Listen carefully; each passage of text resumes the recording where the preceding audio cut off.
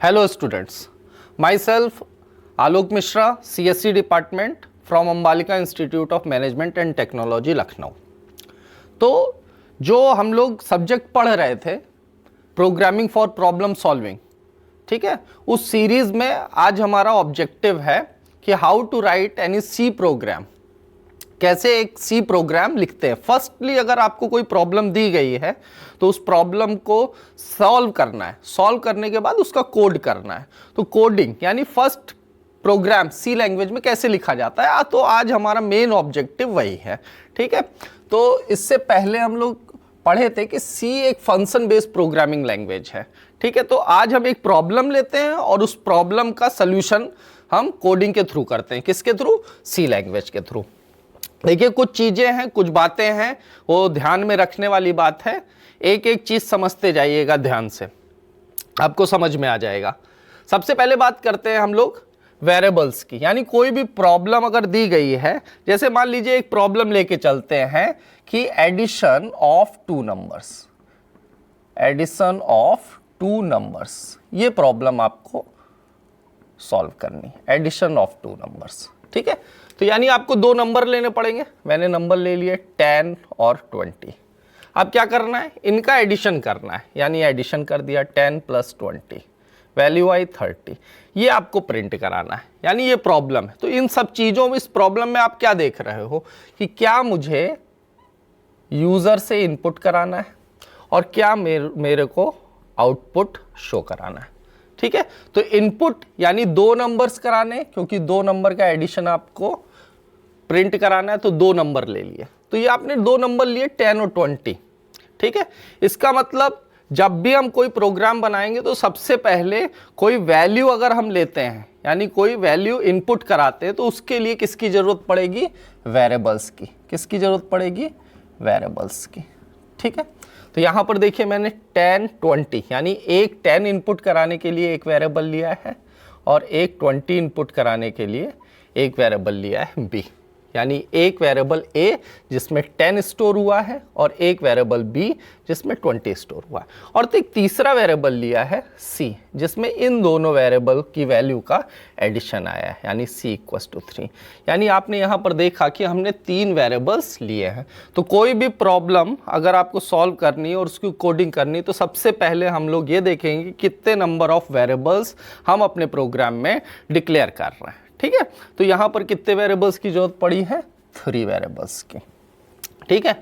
Variables क्या होता है, पहले थोड़ा सा उसके बारे में जानकारी कर लेते हैं। देखो variables nothing but it stores any data और कांस्टेंट, यानी वेरिएबल कुछ नहीं होता। वेरिएबल क्या वो चीज होती है जो कोई डेटा या वैल्यू को क्या करता है? स्टोर करता है। अभी के लिए मान लो कि A B C D these are the variables, जिस तरीके से आप मैथमेटिक्स में पढ़ते हो, ठीक। वेरिएबल्स के नेम को डिफाइन करने के क्या रूल्स और रेगुलेशन है, ये हम आगे के चैप्टर में पढ़ेंगे, आगे के लेक्चर्स में डिस्कस करेंगे। अभी इतना समझ लीजिए कि A B C D E F these are the variables, और ये वेरिएबल्स क्या होते हैं? वैल्यू को स्टोर करने के लिए इनकी आवश्यकता पड़ती है, ठीक है।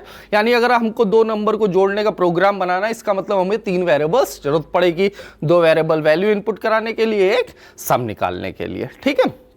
तो वेरिएबल्स में कुछ चीज़ें इंपॉर्टेंट है। वो चीज़ें पहले क्या होता है कि ये वैल्यू को स्टोर करने के लिए यूज़ किया जाता है, स्टोर किया जाता है। यानी ए की वैल्यू 10 हो गई, यानी कोई भी आपको डेटा या कांस्टेंट स्टोर करना है तो वेरिएबल्स की आवश्यकता पड़ेगी। दूसरी चीज़ क्या है? दूसरी चीज़ है कि वेरिएबल की वैल्यू चेंज हो सकती है, change during execution of program, during execution of program, ठीक है। कैसे? जैसे मान लीजिए आपने a की वैल्यू रखी 10, ठीक है, और b की वैल्यू रखी 20, और मैंने कहा a + b यानी 10 + 20। अब मैंने कहा इसको स्टोर करो, तो इसको स्टोर करो। मैंने मान लीजिए इन दोनों वेरिएबल्स का सम किसी वेरिएबल a में ही स्टोर कर दिया, तो a की वैल्यू अब क्या हो गई? 30, यानी अब a की वैल्यू 10 ना होकर के a की वैल्यू 30 हो गई। यानी वेरिएबल की वैल्यू चेंज होती रहती है ड्यूरिंग एग्जीक्यूशन ऑफ प्रोग्राम। दूसरी चीज। तीसरी चीज और बहुत इंपॉर्टेंट चीज ये होती है कि जब भी हम वेरिएबल्स लेते हैं, ठीक है, तो अगर मैथमेटिक्स में 30 = a लिखा है तो वो सही माना जाता है, जबकि सी लैंग्वेज में ये स्टेटमेंट रॉन्ग, गलत माना जाता है।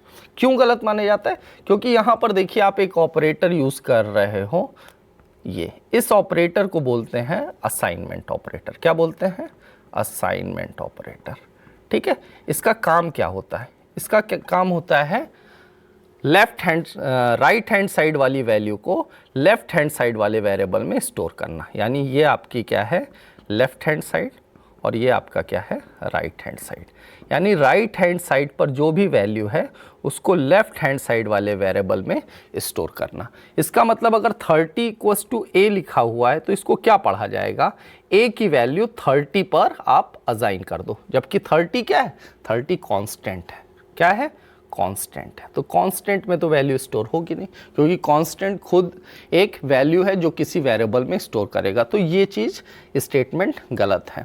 हाँ, राइट हैंड साइड पर आपका वेरिएबल हो सकता है, एक्सप्रेशन हो सकता है, कांस्टेंट हो सकता है, लेकिन लेफ्ट हैंड साइड पर हमेशा क्या होना चाहिए? हमेशा क्या होना चाहिए? कोई वेरिएबल। यानी लेफ्ट हैंड साइड पर केवल और केवल वेरिएबल होना चाहिए। तो 3 चीज़ें इंपॉर्टेंट है जब भी आप वेरिएबल को डिक्लेयर करो। पहली चीज़, वेरिएबल वैल्यू स्टोर करने के काम आता है, उसकी वैल्यू चेंज हो सकती है ड्यूरिंग एग्जीक्यूशन ऑफ प्रोग्राम। और तीसरी चीज़, वेरिएबल की वैल्यू असाइन करने के लिए असाइनमेंट ऑपरेटर का यूज़ करते हो, और असाइनमेंट ऑपरेटर हमें की वैल्यू असाइन क्या करता है? राइट हैंड साइड वाली वैल्यू को लेफ्ट हैंड साइड वाले वेरिएबल में असाइन करता है। इसलिए लेफ्ट हैंड साइड पर हमेशा क्या होना चाहिए? वेरिएबल होना चाहिए। ये तो बात हो गई वेरिएबल्स की। ठीक है, फिर उसके बाद तो सबसे पहले हमने क्या कहा? वेरिएबल्स को के बारे में जान लेते हैं। वेरिएबल्स को जानने के बाद अब वेरिएबल्स को हम डिक्लेयर करेंगे। क्या करेंगे? डिक्लेयर करेंगे। तो वेरिएबल डिक्लेरेशन का जो सिंटेक्स होता है वो होता है डेटा टाइप और वेरिएबल नेम। डेटा टाइप और वेरिएबल नेम।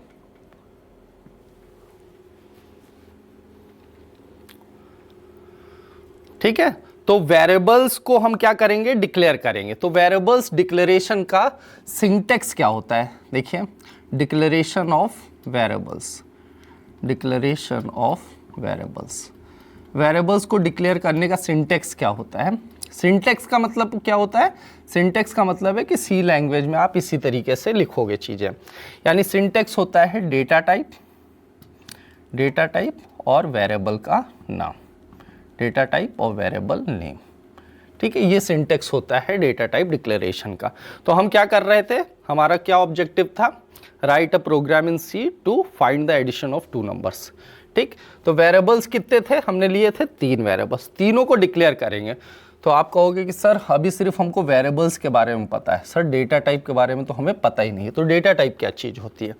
देखिए, डेटा टाइप क्या होता है, आगे के लेक्चर में इसको डीप में पढ़ाएंगे, लेकिन अभी इतना समझ लीजिए कि data type tells the type of value which is stored in the variable. यानी वेरिएबल का डेटा टाइप ये बताता है कि उस वेरिएबल में किस टाइप की वैल्यू स्टोर हो रही है। ठीक है, तो इसका मतलब किस टाइप की वैल्यू अलग अलग तरीके की हो सकती है। यानी एक कोई होल नंबर हो सकता है, कोई फ्रैक्शनल वैल्यू हो सकती है, और कोई कैरेक्टर वैल्यू हो सकती है। ठीक है, तो डिफरेंट टाइप्स की वैल्यू हम वेरिएबल में स्टोर कराते हैं।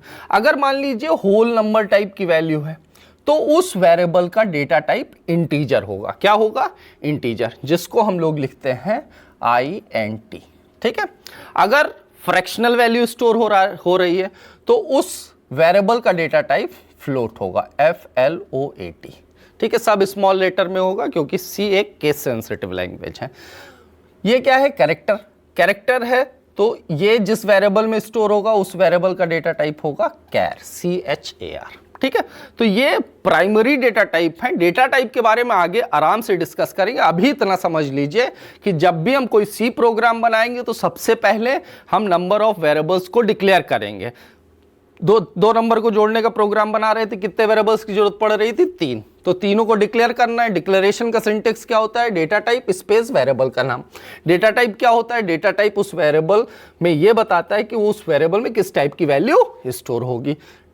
10 यानी होल नंबर अगर स्टोर करा रहे हो इंटीजर, फ्रैक्शनल वैल्यू स्टोर करा रहे हो फ्लोट, कैरेक्टर वैल्यू स्टोर करा रहे हो कैर, तो हम यहां पर किस टाइप की वैल्यू स्टोर करा रहे हैं, इंटीजर टाइप की। अब इंटीजर टाइप की वैल्यू का एडिशन ले रहे हैं, ठीक है, तो क्या हो लिखा जाएगा इंट वेरिएबल, वेरिएबल का नाम, वेरिएबल के नेम को भी डिफाइन करने के कुछ रूल्स होते हैं, पिछले लेक्चर में हम लोग पढ़ जाने थे। तो क्या हो गया, इंट वेरिएबल का नाम हमने लिख दिया ए, ठीक है, 3 वेरिएबल थे। दूसरा क्या लिखेंगे, इंट बी, तीसरा क्या लिखेंगे, इंट सी, ठीक है। ये 3 स्टेटमेंट लिखे। प्रोग्राम की डेफिनेशन आपने पढ़ी थी, तो क्या पढ़ा था कि set of instructions which is written in any programming language for performing any specific task is called program, ये कहा था। तो यहां पर कितने स्टेटमेंट, 1 2 3, यानी एक स्टेटमेंट लिखने के बाद उसको ब्रेक करके हम दूसरा स्टेटमेंट लिखते हैं। तो यानी इसको ब्रेक करने के लिए हम लोग यहां पर यूज करते हैं सी में सेमीकोलन। क्या यूज करते हैं, सेमीकोलन, यानी एक स्टेटमेंट लिखा फिर सेमीकोलन ताकि दूसरा स्टेटमेंट लिखा, फिर सेमीकोलन ताकि तीसरा स्टेटमेंट लिखा। सर यहाँ पर ए बी सी तीनों इंटीजर टाइप के हैं, क्या इनको एक स्टेटमेंट में लिख सकते हैं, बिल्कुल लिख सकते हैं, ठीक है। इनको लिखने के लिए आप क्या लिखोगे, वैसे ही डेटा टाइप, वेरिएबल का नाम ए बी सी, इनको सेपरेट करने के लिए हम लोग कॉमा ऑपरेटर का यूज करेंगे। क्या यूज करेंगे, कॉमा ऑपरेटर, यानी ए बी सी तीनों किस प्रकार के हैं, इंटीजर टाइप के, और इनका स्टेटमेंट ब्रेक करने के लिए हम क्या लगाएंगे, सेमीकोलन, ठीक है। तो ये वेरिएबल का डिक्लेरेशन हो गया। सर अगर बी सी फ्लोट टाइप के हैं तो इसलिए आप लिख दोगे इंट ए लिखोगे, और फ्लोट में बी सी है तो आप लिख दोगे फ्लोट बी सी। तो आप अपने प्रोग्राम के अकॉर्डिंग वेरिएबल्स को डिक्लेयर कर सकते हैं, ठीक है। तो अभी हम लोग इधर प्रोग्राम बनाते भी चलें, जो हम करते जा रहे हैं फिर एक साथ बना देंगे, ठीक है। तो अभी हमने क्या कर लिया है, वेरिएबल्स का डिक्लेरेशन कर लिया है। तो हम यहाँ लिख सकते हैं, यानी लिख सकते हैं इंट ए कॉमा बी कॉमा सी, ठीक है। स्टेटमेंट को हमने क्या कर दिया, ब्रेक कर दिया। अब अगला हमारा काम क्या रहेगा, वेरिएबल डिक्लेयर कर लिया। वेरिएबल डिक्लेरेशन का मतलब क्या हो रहा है, यानी वैल्यू स्टोर करने के लिए हम क्या कर रहे हैं, वेरिएबल को डिक्लेयर कर रहे हैं। और वेरिएबल के बारे में हमने क्या बताया था, वेरिएबल एक ऐसी लोकेशन होती है मेमोरी में, लोकेशन का नाम होता है जहां पर हम वेरिएबल की वैल्यू को स्टोर कर सके। यानी ये इंट ए बी सी लिखा, इसका मतलब है कि मेमोरी में ए के लिए लोकेशन, बी के लिए, सी के लिए, यानी कुछ स्पेस एलोकेट हो गया होगा। कितना स्पेस है, डेटा टाइप जब पढ़ाएंगे तब उसके बारे में डिस्कस करेंगे। यानी ए बी सी के लिए हमने क्या कर दिया, स्पेस एलोकेट कर दिया। अब यानी ए बी सी में हम वैल्यू इनपुट कराएंगे। यानी हमारा अगला टास्क क्या होगा कि sir how to input any value to this variable A and B. अभी हमने बताया था कि सी आपकी फंक्शन बेस्ड प्रोग्रामिंग लैंग्वेज होती है, यहाँ सारा काम फंक्शन बेस्ड होता है, ठीक है। तो इनपुट कराने के लिए, यानी अगला काम क्या होगा हमारा, वेरिएबल की वैल्यू इनपुट करना। तो इनपुट करने के लिए फंक्शन होता है, क्या होता है, फंक्शन। उस फंक्शन को बोलते हैं स्कैनफ। क्या बोलते हैं, स्कैनफ। क्या बोलते हैं, स्कैनफ फंक्शन, ठीक है, स्कैनफ फंक्शन बोलते हैं, SCANF, स्कैनफ फंक्शन, ठीक है। यानी किसी भी वेरिएबल में वैल्यू इनपुट करनी है तो हम स्कैनफ फंक्शन से इनपुट करेंगे। सर इसको लिखा कैसे जाता है, यानी इसका भी क्या होता होगा, सिंटैक्स होता होगा, ठीक है।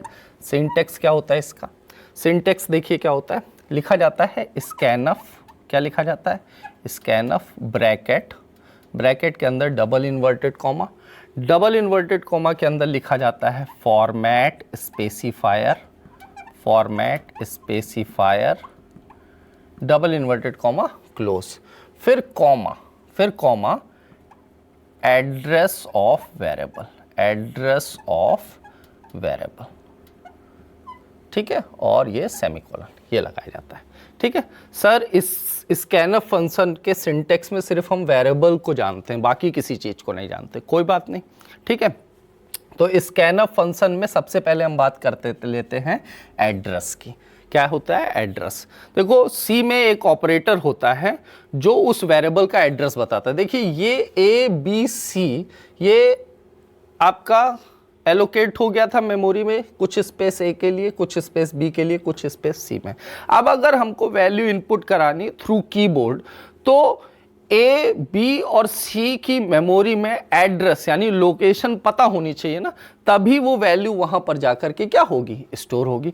तो एड्रेस मेमोरी में कौन बताता है, एड्रेस ऑपरेटर। कौन बताता है, एड्रेस ऑपरेटर। कौन बताता है आपका, एड्रेस ऑपरेटर। तो एड्रेस ऑपरेटर का सिंबल होता है %। क्या होता है, %। इस सिंबल को बोलते हैं %। ठीक है, यानी मुझे सर ए का एड्रेस पता करना है तो मैं क्या करूंगा, मैं लिखूंगा %A।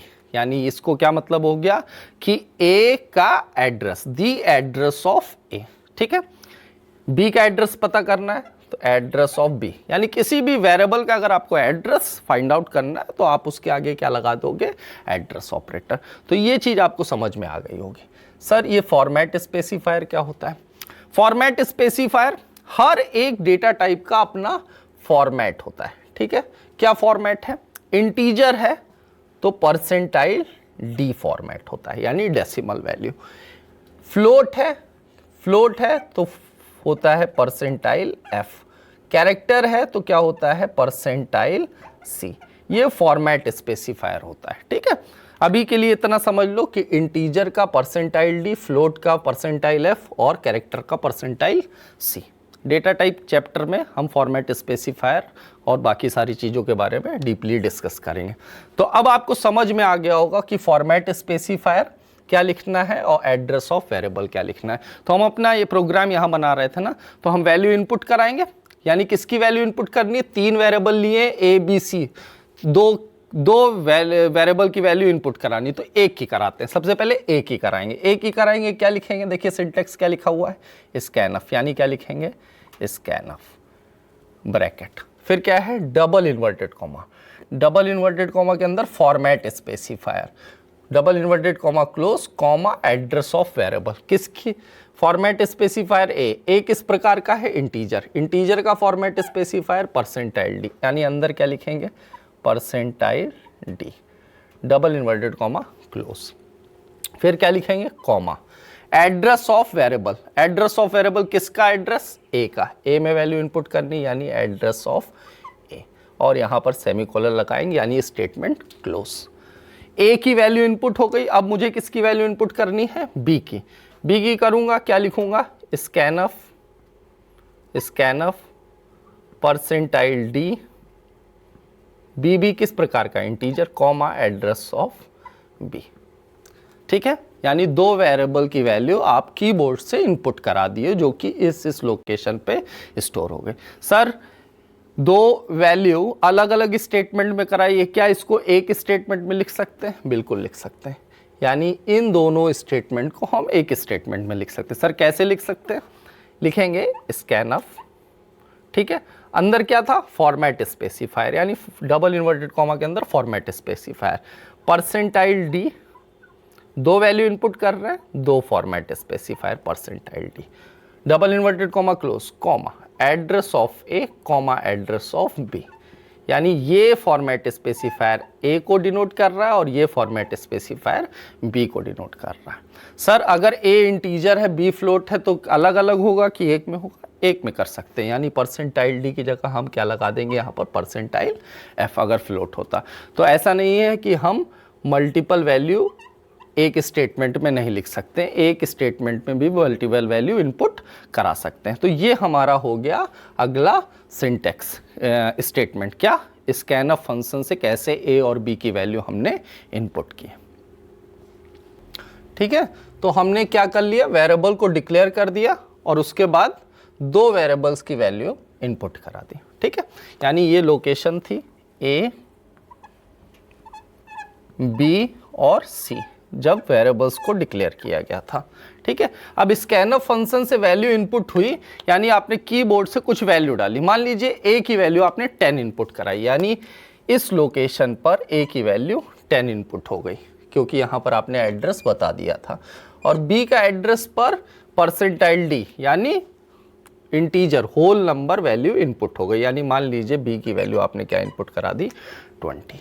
ये काम हमने कर लिया। ये काम करने से क्या हो गया, वेरिएबल के लिए स्पेस एलोकेट हो गया, और ये काम करने से हमारे लिए क्या हो गया कि उन 2 वेरिएबल्स की वैल्यू इनपुट हो गई। अब अगला काम क्या करना है हमें, यानी इन दोनों नंबर को ऐड करना है। तो सर सी में किस तरह ऐड करते हैं, प्लस ऑपरेटर से, किससे, प्लस से, यहाँ पर भी प्लस से ही काम करते हैं, ठीक है। हालांकि बहुत सारे ऑपरेटर्स हैं, इसके बाद हम ऑपरेटर्स चैप्टर पढ़ाएंगे तब बताएंगे कि कौन कौन से ऑपरेटर्स और हैं। प्लस ऑपरेटर से इन दोनों वैल्यू को आपस में ऐड कर लिया जाता है, यानी ए और बी को मैंने क्या कर लिया, ऐड कर लिया। अब ये कुछ वैल्यू आएगी तो वैल्यू को स्टोर करेंगे, स्टोर करने के लिए कौन सा वेरिएबल ले रखा है, सी। कहाँ से स्टोर करेंगे, किस ऑपरेटर से, मैंने बताया असाइनमेंट ऑपरेटर। क्या लिखेंगे, सी। यानी ए प्लस बी की जो वैल्यू आएगी, राइट हैंड साइड वाली वैल्यू लेफ्ट हैंड साइड वाले वेरिएबल में असाइन हो जाएगी, असाइन हो गई। और यहाँ पर हमने क्या कर दिया, स्टेटमेंट ब्रेक कर दिया, राइट। यानी 10 और 20 ऐड हुई और सी की वैल्यू अब क्या हो गई, 30, ठीक है। इतना काम कर लिया, यानी इनपुट करा लिया, कैलकुलेशन कर लिया। अब हमको क्या करना है, वेरिएबल की वैल्यू प्रिंट करानी है, यानी आउटपुट डिस्प्ले कराना है। सर आउटपुट डिस्प्ले कराने के लिए क्या करते हैं, आउटपुट डिस्प्ले कराने के लिए भी एक प्री डिफाइंड फंक्शन होता है जिसको बोलते हैं प्रिंटएफ फंक्शन। क्या होता है, प्रिंटएफ फंक्शन। सर इसका सिंटेक्स क्या होता है, इसका भी सिंटेक्स देखिए, इसको किस तरह लिखा जाता है।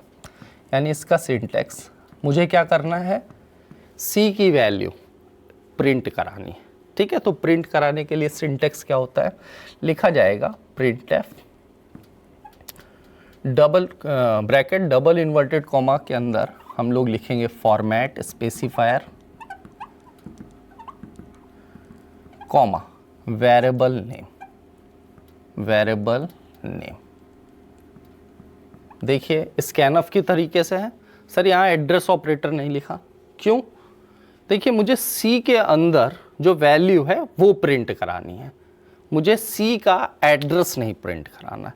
जब मुझे सी का एड्रेस प्रिंट कराना होता तब मैं यहाँ पर एड्रेस ऑपरेटर लिखता। मुझे क्या प्रिंट करानी है, वैल्यू, सी की वैल्यू प्रिंट करानी है। स्कैनफ में इसलिए लिख रहा था क्योंकि मुझे उन दोनों वेरिएबल्स की वैल्यू इनपुट करानी थी, ठीक है। तो प्रिंटएफ, यानी ये मैं देखिए आप प्रोग्राम लिख रहा हूँ, यानी मुझे सी की वैल्यू प्रिंट करानी, यानी स्टेटमेंट क्या हो जाएगा, printf bracket double inverted comma के अंदर फॉर्मेट स्पेसिफायर। सी किस प्रकार का है, इंटीजर, इंटीजर का फॉर्मेट स्पेसिफायर परसेंटाइल डी, ठीक है, ब्रैकेट क्लोज, फिर कॉमा, वेरिएबल का नाम, वेरिएबल का नाम क्या हो जाएगा, सी, ब्रैकेट सेमीकोलन। यानी सी की वैल्यू आपकी क्या हो गई, प्रिंट हो गई। तो ये आपका प्रोग्राम क्या हुआ, बन गया। यानी आपने देखा एक सिंपल, जिसमें हमें वेरिएबल को डिक्लेयर करना है, कुछ वैल्यूज़ इनपुट करानी है, कैलकुलेशन परफॉर्म करना है और वैल्यू प्रिंट करा देनी, डिस्प्ले करा देनी है। इस तरीके से आप पहला सी प्रोग्राम बना सकते हो, ठीक है। तो ध्यान में ये चीज़ रखनी है कि सबसे पहले हम वेरिएबल्स को डिक्लेयर करेंगे। वेरिएबल्स को डिक्लेयर करने का सिंटेक्स क्या होगा, डेटा टाइप, वेरिएबल का नाम, देन आप वैल्यूज़ इनपुट करोगे, इनपुट करने के लिए स्कैनअप फंक्शन का इस्तेमाल करोगे, देन कुछ कैलकुलेशन परफॉर्म करोगे, आफ्टर कैलकुलेशन आप क्या करोगे, रिजल्ट डिस्प्ले कराओगे, यानी आउटपुट शो कराओगे। आउटपुट शो कराने के लिए कौन सा फंक्शन होगा, प्रिंटएफ फंक्शन। इतनी चीज़ समझ में आ गई, ठीक है। अब हम इसको स्ट्रक्चर्ड वे में लिख लेते हैं, ठीक है। ये तो समझ में आ गया कि ये प्रोग्राम की पूरी बॉडी बन गई, यानी एक प्रोग्राम बन गया। अब देखिए डेनिस रिची ने 1972 में जब सी लैंग्वेज बनाई थी तो उन्होंने प्री डिफाइंड फंक्शंस बना दिए, यानी अभी आपने यूज़ किए प्रिंटएफ और scanf function for input and output के लिए। इसी तरह ढेरों फंक्शंस उन्होंने बनाते चले गए। वो फंक्शंस ऐसे थे ताकि आप उनको क्या कर सको, यूज़ कर सको। फंक्शन बनाते चले गए, अब जब एक्सेस करने की बारी आ रही थी तो उनको प्रॉब्लम हो रही थी। क्यों, क्योंकि वो फंक्शंस, इन फंक्शंस की डेफिनेशन कहीं होगी ना, इनका लॉजिक कहीं स्टोर होगा ना, क्योंकि आपको सिर्फ बना दिया गया है कि भैया आपको सिर्फ यूज़ करना है, लेकिन इनका कहीं ना कहीं लॉजिक क्या होगा, स्टोर होगा। जब उनको एक्सेस कर रहे थे तो प्रॉब्लम आ रही थी, क्योंकि बहुत सारे फंक्शंस उन्होंने बना दिए थे, ठीक है, जिनको हम प्री डिफाइंड फंक्शन बोलते हैं।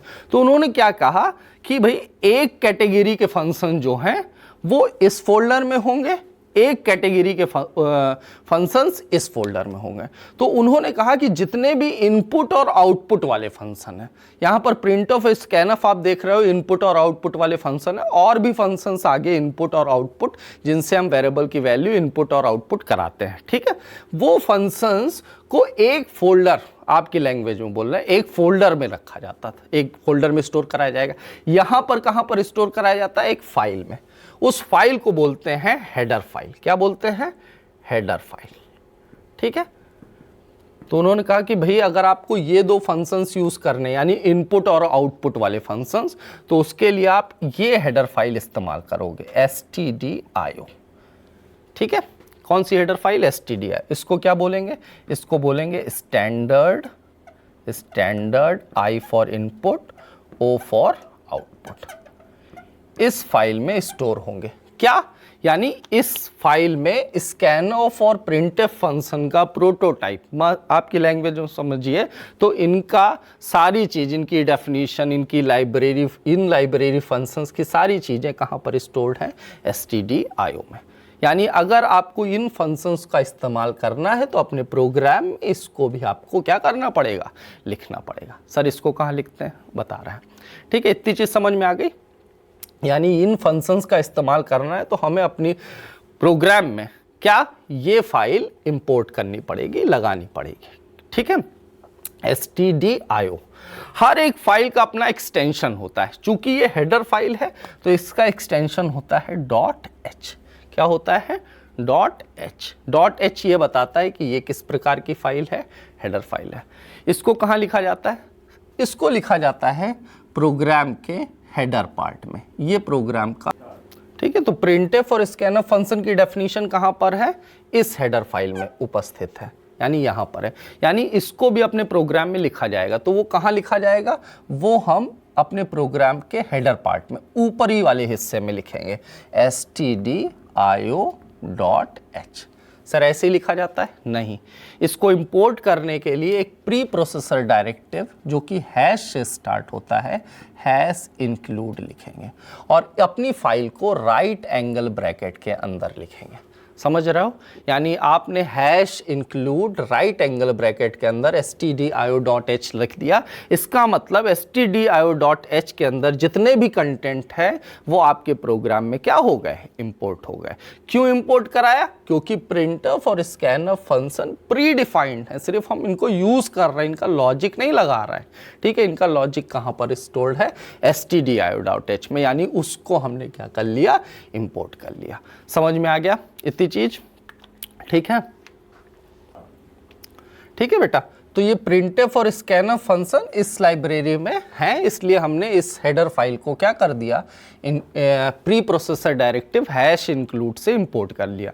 ये प्री प्रोसेसर डायरेक्टिव क्या होता है जब हम चैप्टर में आएंगे तब पढ़ाएंगे। अभी इतना समझ लो कि stdio.h में प्रिंटफ और स्कैनफ फंक्शन के प्रोटोटाइप हैं, इसलिए हमने क्या किया? अपने फाइल में, इस अपने प्रोग्राम में इस फाइल को क्या कर लिया? इंपोर्ट कर लिया। इतनी चीज समझ में आ गई, ठीक है। कोई भी हम प्रोग्राम बनाएंगे तो एक दो फंक्शन और होते हैं जिनको हम यूज करेंगे, ठीक है। ऑप्शनल होते हैं, आप कैसे यूज करोगे? एक फंक्शन होता है CLR SCR फंक्शन। क्या होता है? CLR SCR function. ये भी प्री डिफाइंड फंक्शन है। इसका काम क्या होता है? जब हम इसको एग्जीक्यूट करेंगे तो एक कंसोल विंडो आएगी जिसको हम आउटपुट स्क्रीन बोलेंगे। क्या बोलेंगे? आउटपुट स्क्रीन, ब्लैक कलर की होगी, ठीक है। उस ब्लैक कलर की आउटपुट स्क्रीन जिसको कंसोल विंडो बोलते हैं, इसको हम क्लियर कर दें। यानी जब भी हमारा इनपुट आउटपुट आए उससे पहले मुझे स्क्रीन क्या मिलनी चाहिए? क्लियर मिलनी चाहिए। तब हम किस फंक्शन का यूज करेंगे? CLR SCR फंक्शन का। तो हम अपने प्रोग्राम में जहां हम वेरिएबल्स को डिक्लेयर करते हैं उसके बाद, यानी इनपुट और आउटपुट से पहले हम उस फंक्शन को क्या करेंगे? लिख लेंगे। मैंने लिख लिया CLR SCR फंक्शन, ठीक है। यानी आउटपुट स्क्रीन आपकी क्लियर हो गई। इतनी चीज समझ में आ गई, ठीक। CLR SCR के अलावा एक और फंक्शन होता है, उस फंक्शन को बोलते हैं getch फंक्शन। क्या फंक्शन होता है? getch function. सर इसका काम क्या है? getch फंक्शन कीबोर्ड से एक कैरेक्टर इनपुट कराने के लिए यूज किया जाता है। ठीक है। जब अभी हम प्रोग्राम एग्जीक्यूट करेंगे तो आपने देखा यहां पर ए बी सी यानी ए के लिए स्पेस, बी के लिए स्पेस और सी के लिए स्पेस एलोकेट हुआ। फिर आपने स्कैनफ फंक्शन के लिए से ए की वैल्यू 10, बी की वैल्यू 20 इनपुट कराई। यहाँ पर सी की वैल्यू ऐड हुई 30 हो गई और सी की वैल्यू प्रिंट हो गई। यानी आउटपुट स्क्रीन में 10 आपने इनपुट कराया, 20 इनपुट कराया, इंटर मारा, क्या आ गया, 30 आ गया। अब जैसे ही 30 आएगा ये आउटपुट स्क्रीन, क्योंकि अब तो कोई इंस्ट्रक्शंस मिल नहीं रहे हैं, तो आउटपुट स्क्रीन क्या होगी, चली जाएगी। ठीक है, क्यों, क्योंकि आपने यहाँ इनपुट कराया तो स्क्रीन होल्ड थी 10, 20 कराया तो होल्ड थी। जब प्रिंट कराया 30 प्रिंट हुआ, लेकिन चूंकि इसके बाद आपने कोई इंस्ट्रक्शन नहीं दे रखे हैं इसलिए स्क्रीन क्या हो जाएगी, चली जाएगी। तब हम वहाँ पर एक function get C H function का इस्तेमाल करेंगे जिससे कि कीबोर्ड से एक कैरेक्टर हम इनपुट करा सकें। और अगर मैंने यहाँ उसको गेट सी एच यहाँ पर लिख दिया तो इसका मतलब ये जो 30 आ रहा था गेट सी एच की वजह से स्क्रीन होल्ड रहेगी। यानी यहाँ स्कैनअप भी अगर लिखोगे तो इनपुट करने के लिए भी क्या होगी, होल्ड होगी ना, कि भैया इनपुट करो। लेकिन हमको कोई वैल्यू इनपुट नहीं करनी, हमको एक कैरेक्टर इनपुट कराना है जो कि कहीं स्टोर ना हो। इसलिए मैंने क्या कौन सा फंक्शन यूज़ किया, गेट सी एच, यानी गेट कैरेक्टर, एक कैरेक्टर इनपुट होगा। यानी इनपुट कराने के लिए स्क्रीन क्या होगी, रुकी रहेगी। अब आप कोई कैरेक्टर प्रेस करोगे, मान लीजिए आपने के प्रेस कर दिया, क्या प्रेस किया, के प्रेस किया। जैसे ही के प्रेस किया तो ये के स्क्रीन पे दिखेगा नहीं और स्क्रीन क्या हो जाएगी, चली जाएगी। होल्ड कब तक थी, जब तक गेट सी एच फंक्शन आप इनपुट के थ्रू कोई कैरेक्टर इनपुट नहीं कर दे रहे थे। ठीक है, तो ये दो फंक्शन मैंने यहाँ यूज किए, CLR और गेट, CLR SCR और गेट सी एच। चूंकि ये भी प्री डिफाइंड फंक्शन है तो इसका मतलब ये भी किसी हेडर फाइल में स्टोर होते होंगे। तो ये हेडर फाइल होती है conio.h, CONIO.h, console input output dot header file. तो इसको भी हमें अपने प्रोग्राम में इंपोर्ट करना पड़ेगा। तो हम उसके लिए क्या लिखेंगे, hash include pre processor directive conio.h। अब और कोई फंक्शन हम अपने प्रोग्राम में यूज़ नहीं कर रहे हैं, तो नॉर्मली हम इनपुट आउटपुट करने के लिए, स्क्रीन क्लियर करने के लिए और आप गेट सी एच यानी एक कैरेक्टर बाद में इनपुट हो सके उसके लिए हम ये 4 फंक्शन इस प्रोग्राम में यूज़ कर रहे हैं। और ये फंक्शंस कहाँ स्टोर्ड हैं, इन हेडर फाइल्स में स्टोर हैं। तो मेरा प्रोग्राम बन गया। अब ये प्रोग्राम जो बना है ये भी एक फंक्शन के अंदर लिखा जाएगा। उस फंक्शन को बोलेंगे मेन फंक्शन। क्या बोलेंगे, मेन फंक्शन। ठीक है, और मेन फंक्शन के अंदर लिखा गया है इसलिए ये नहीं पता चल रहा है कि ये स्टेटमेंट इसके अंदर है कि सारे स्टेटमेंट इसके अंदर है। इसलिए मैं यहाँ पर ओपन करली ब्रेसेस करूँगा और बताऊँगा ये सारे स्टेटमेंट इसके अंदर है। और जब ये प्रोग्राम ख़त्म हो जाएगा तो मैं उसको क्लोज करली ब्रेसेस से क्लोज कर दूँगा। तो मेन फंक्शन हमारा बताता है entry point of the program. क्या बताता है, entry point of the program, यानी प्रोग्राम कहाँ से स्टार्ट हुआ है। ये क्या कंटेन करता है, which contains body of whole program, यानी पूरे प्रोग्राम की बॉडी ये कंटेन करता है। कौन सा फंक्शन, मेन फंक्शन। ठीक है, यानी मेन फंक्शन लिखा और आपने सारे स्टेटमेंट लिख दिए। ये आपका पहला सी प्रोग्राम बन गया। ठीक है, अब इसको हम एग्जीक्यूट करते हैं और देखते हैं इसमें क्या दिक्कत आ रही है, इसमें क्या चेंजेस करेंगे। एक चीज़ और बता दें, मेन फंक्शन, देखिए कोई भी फंक्शन होता है, फंक्शन का मतलब क्या होता है, काम करना। काम करने का मतलब, जैसे एक फंक्शन प्रीवियसली हम लोग डिस्कस किए थे, जैसे SQRT फंक्शन होता है, ये भी एक फंक्शन है। तो इसका काम क्या है, स्क्वायर रूट निकालना। इसका मतलब हम कोई वैल्यू देंगे, मैंने इसको क्या वैल्यू दी, 81, तो इसने मुझे क्या दिया, 81 का स्क्वायर रूट, यानी क्या दिया, 9। तो ये जो मैंने इनपुट कराई है ये बोलेंगे ये इसका आर्गुमेंट है। क्या है, आर्गुमेंट, जो मैंने इसको पास किया है। और ये इस आर्गुमेंट के बेस पर जो वैल्यू रिटर्न करेगा वो वैल्यू क्या है, 9। तो इसका टाइप क्या है, इसका टाइप क्या है। तो जितने भी फंक्शन होते हैं वो कुछ ना कुछ वैल्यू क्या करते हैं, रिटर्न करते हैं। यहां पर मेन फंक्शन भी है, ये भी कुछ ना कुछ वैल्यू रिटर्न करता है। किसको रिटर्न करेगा, जिसने इसको कॉल किया है। ठीक है, किसने इसको कॉल किया है ये सब हम जब फंक्शन चैप्टर पढ़ेंगे तब डिस्कस करेंगे। अभी इतना समझ लीजिए, इसका रिटर्न टाइप हम लोग यहां पे लिखेंगे वॉइड। क्या लिखेंगे, वॉइड। वॉइड एक रिटर्न टाइप है, इसका मतलब होता है नो रिटर्न वैल्यू, कोई वैल्यू रिटर्न ना कराना। अभी फर्स्ट सी प्रोग्राम के लिए आप इतना ही समझ लीजिए। ठीक है, अब हम इसको एग्जीक्यूट करके देखते हैं कि इसमें क्या दिक्कत है। तो अब ये मैंने पहला प्रोग्राम लिख दिया, आपको समझ में आ गया होगा। अब हम इसको समझने की कोशिश करते हैं कि अभी कोई प्रॉब्लम है या एग्जीक्यूट हो जाएगा। ठीक है, तो देखिए यहां पर पहला स्टेटमेंट क्या बताया जा रहा है, ये क्या है, प्री प्रोसेसर डायरेक्टिव। क्या है, प्री प्रोसेसर डायरेक्टिव। ठीक है, इसका काम क्या होता है, मैंने अभी बताया कि आपको हेडर फाइल को इंपोर्ट करने के लिए अपनी फाइल में आप hash include pre processor directive का काम करोगे।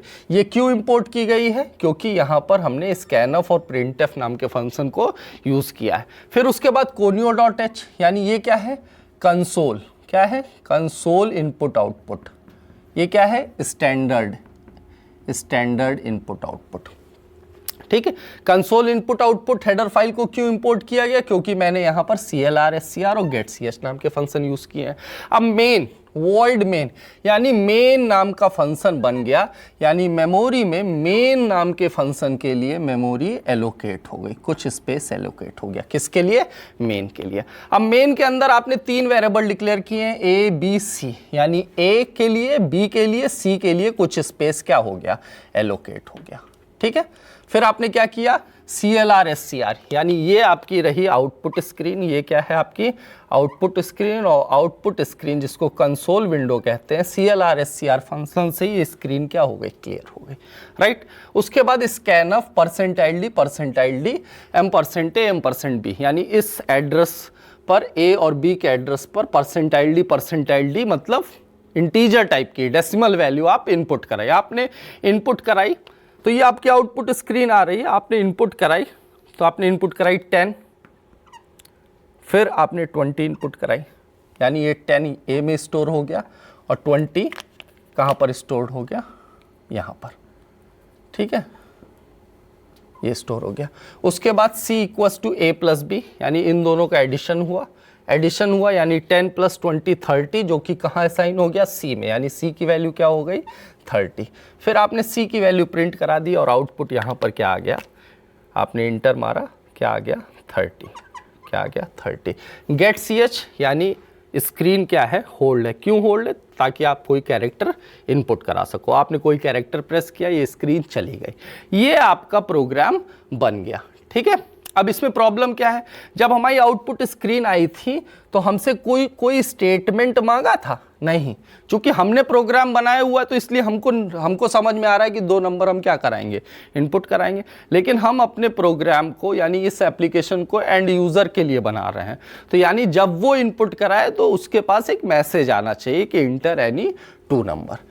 ये आएगा तब वो 2 नंबर इनपुट कराएगा, और उन दोनों नंबर का एडिशन आए तो ये मैसेज आ जाए, addition of 2 number is this. तो यानी मुझे इनपुट कराने से पहले मैसेज, प्रिंट कराने से पहले कोई मैसेज क्या कराना है, डिस्प्ले कराना है। तो सर डिस्प्ले कैसे करेंगे, कोई टेक्स्ट या कोई मैसेज, तो उसके लिए भी हम कौन सा फंक्शन इस्तेमाल करेंगे, प्रिंटफ फंक्शन। कौन सा इस्तेमाल करेंगे, प्रिंटफ फंक्शन। ठीक है सर, इसको किस तरीके से, सिंटेक्स क्या होगा, जब भी कोई टेक्स्ट इनपुट करें, प्रिंट कराएंगे तो हम लिखेंगे प्रिंटफ और डबल इन्वर्टेड कॉमा के अंदर वो टेक्स्ट लिख देंगे जो हमें प्रिंट कराना है, बस। सर इसमें फॉर्मेट स्पेसिफायर वेरिएबल का नाम नहीं, क्यों, क्योंकि हम कोई वैल्यू क्या कर रहे हैं, प्रिंट नहीं कर रहे हैं। तो मुझे क्या इनपुट कराने से पहले क्या मैसेज दिखाना था, क्या शो कराना था, इंटर एनी 2 नंबर। यानी मैं क्या लिखूंगा, मैं लिखूंगा प्रिंटफ डबल इन्वर्टेड कोट्स के अंदर inter any 2 numbers, double inverted comma close. ठीक है, अब जब करोगे तो यहां पर आपके पास मैसेज आ जाएगा इंटर एनी 2 नंबर्स। अब आप इनपुट करोगे स्कैनफ फंक्शन से, तो आपने 10 और 20 इनपुट कर दिया। अब ये C की वैल्यू प्रिंट होने से पहले मैसेज आ जाए तो मैं यहाँ पर क्या लिख दूंगा, एक स्टेटमेंट फिर से प्रिंटफ लिखूंगा और लिखूंगा एडिशन इक्वस टू, और ये बंद कर दूंगा, ठीक है। यानी क्या आएगा, एडिशन इक्वस टू, ये प्रिंट हो जाएगा ये, और फिर परसेंटाइल डी यानी सी की वैल्यू क्या प्रिंट हो जाएगी 30, राइट। सर ये वैल्यू के लिए अलग है, स्टेटमेंट के लिए अलग है, दोनों एक साथ हो सकता है, बिल्कुल हो सकता है। यानी इन दोनों को हम एक साथ भी लिख सकते हैं। कैसे, जब हमको सिर्फ टेक्स्ट प्रिंट कराना है, डबल इन्वर्टेड कॉमा के अंदर टेक्स्ट लिखेंगे। जब केवल वैल्यू प्रिंट करानी है, फॉर्मेट स्पेसिफायर वेरिएबल का नाम। जब दोनों एक साथ करना है, यानी इन दोनों स्टेटमेंट को हम इस तरह लिख सकते हैं, यानी लिखेंगे printf, जो भी लिखेंगे, addition equals to percentile D comma सी। तो आपका आउटपुट क्या आ जाएगा, यही addition equals to percentile D, किसकी वैल्यू, सी की वैल्यू, राइट। ये आप कहीं पर भी लिख सकते हो। यानी अगर आपने ऐसे लिख दिया है printf percentile d plus percentile d equals to percentile D comma a comma b comma सी, तो आउटपुट क्या आ जाएगा बताइए। यहाँ पर परसेंटाइल डी ये वाला किसको रिफर कर रहा है, ए को, तो ए की वैल्यू क्या है 10, ये क्या लिखा हुआ है प्लस, यानी क्या लिख जाएगा प्लस। ये परसेंटाइल डी किसको डिनोट कर रहा है, बी को, यानी क्या लिख जाएगा 20, ये क्या लिखा है इक्वल टू, ये परसेंटाइल डी किसको डिनोट कर रहा है, सी को, यानी क्या आ जाएगा 30। तो आप इस तरह भी लिख सकते हो। और किस तरह लिख सकते हो, आप इस तरह भी लिख सकते हो, printf percentile D is the addition of two number, is the addition of these two numbers और कॉमा सी। तो यानी आउटपुट आ जाएगा, जहाँ परसेंटाइल डी है उसको वैल्यू से रिप्लेस कर देगा, यानी 30 is the addition of two numbers, ठीक है। ठीक है, तो ये आपका पहला प्रोग्राम बन गया। एक बार फिर से देख लीजिए, hash include stdio.h, hash include pre processor directive, std standard input output dot header file, conio.h header file. ये दोनों क्यों है, printf scanf और clr scr get ch function को यूज करने के लिए। void main, void आपका रिटर्न टाइप है, main क्या है, main function entry point of the program which contains body of whole program. int abc यानी डिक्लेरेशन स्टेटमेंट, डिक्लेरेशन स्टेटमेंट में ये डेटा टाइप आपका कहला रहा है इंटीजर, और abc आपके क्या है, वेरिएबल के नेम। clr scr क्या है, क्लियर आउटपुट स्क्रीन। printf और scanf फंक्शन आपने समझ गए, इनपुट और आउटपुट कराने के लिए, और get ch get character from the keyboard, ठीक है। और ये सेमीकोलन आप लोग को किस लिए यूज़ किया जाता है, मैंने क्या बताया था, स्टेट फॉर स्टेटमेंट ब्रेक करने के लिए, ठीक है। जैसे ही आपने ये प्रोग्राम बनाया, ठीक है, प्रोग्राम बनाने के बाद अब आप इसको क्या करोगे, यानी अगला स्टेटमेंट, अगला स्टेप क्या होगा, इसको आप कंपाइल करोगे, ठीक है। जब प्रीवियस लेक्चर में हमने पढ़ा था तो हमने कहा था ना कि आप सबसे पहले प्रोग्रामिंग लैंग्वेज में एक प्रोग्राम क्या करोगे, राइट करोगे, देन उसको ट्रांसलेट करोगे, किस में, 0 और 1 में। कौन ट्रांसलेट करता है, कंपाइलर, यानी कंपाइलर इसको क्या करेगा, 0 1 में ट्रांसलेट करेगा और कुछ एरर और वार्निंग देगा। एरर कैसी एरर देगा, अगर जैसे मान लीजिए आपने printf लिखा है और printf में p आपने क्या कर लिया है, कैपिटल ले लिया, इंट लिखा हुआ है, इंट में आई कैपिटल लिख दिया, या सेमीकोलन आपने मिस कर दिए, तो इस तरह के एरर देगा। इस तरीके की एरर को हम लोग क्या बोलेंगे, सिंटैक्स एरर। क्या बोलेंगे, सिंटैक्स एरर। सिंटैक्स एरर का मतलब, यानी अगर आपने कोई चीज़ इंग्लिश में लिखी हुई है और इंग्लिश में वो चीज़, वो वर्ड एग्जिस्ट ही नहीं करता है, तो क्या ट्रांसलेटर उसका मतलब समझ पाएगा, नहीं मतलब समझ पाएगा। इसका मतलब सी लैंग्वेज में अगर कोई चीज़ लिखी गई है और वो सी लैंग्वेज में एग्जिस्ट ही नहीं करती है, तो कंपाइलर एरर शो करेगा। यानी अगर उस तरह की एरर आ रही तो आपको किस लाइन में एरर आ रही वो आपको वहाँ पर मैसेज डिस्प्ले करेगा और आप उसको क्या करोगे, रिमूव करोगे। जब आप रिमूव कर दोगे तो इसका मतलब आपका प्रोग्राम सक्सेसफुली कंपाइल्ड हो चुका है। देन आप इसको क्या करोगे, एग्जीक्यूट करोगे, और एग्जीक्यूट करोगे तो कौन सी फाइल बनेगी, .exe फाइल। और जब .exe फाइल बनेगी यानी आपका एप्लीकेशन बन गया है। एग्जीक्यूट करोगे तो ये आपकी कंसोल आउटपुट स्क्रीन आ जाएगी और आपको जो इनपुट कराना है वो आप इनपुट कराइए, और जो ये प्रोग्राम दे रहा है आपका टास्क उससे मिल जाएगा, ठीक है। तो ये आपको आई थिंक समझ में आ गया होगा। अब आपके लिए टास्क है कि जितने भी छोटे छोटे प्रोग्राम्स हैं, जैसे एरिया ऑफ सर्किल निकालना, एरिया ऑफ ट्राइंगल निकालना, एरिया ऑफ रेक्टेंगल निकालना, सिंपल इंटरेस्ट निकालना, कंपाउंड इंटरेस्ट निकालना, इस तरह के प्रोग्राम्स जहां पर आप वेरिएबल्स डिक्लेयर करो, वैल्यू इनपुट कराओ और कैलकुलेशन कराने के बाद वैल्यू प्रिंट करा दोगे, इस तरह के प्रोग्राम्स आप करिएगा। ठीक है, थैंक यू।